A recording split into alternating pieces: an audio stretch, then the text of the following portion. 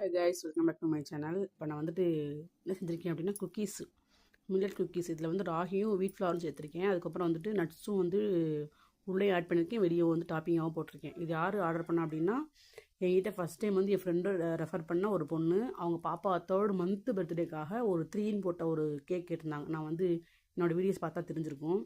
அவங்களுக்கு தான் கேட்டிருந்தாங்க. நான் அழகாக உள்ளே பேக் பண்ணி எடுத்துட்டேன். அதுக்கப்புறம் உங்ககிட்ட காமிப்போம் அப்படின்றக்காக உடச்சி காமிச்சேன். ஆனால் செம்ம டேஸ்ட்டாக இருந்துச்சு, கிறிஸ்பியாகவும் இருந்தது. என் பாப்பாவுக்கு கொடுத்தேன்.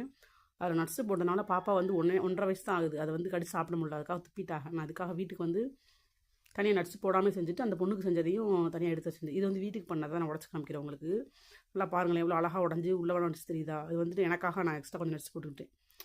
நான் அந்த பொண்ணு பண்ணிவிட்டு மறுபடியும் நான் வந்து வீட்டுக்கு பண்ணேன். அது வந்து பாப்பாவுக்கு சிலையே தான் தெரியும்னு நினைக்கிறேன். கீழே உள்ளதெல்லாம் நட்ஸ் போடலை, பாப்பாக்காக.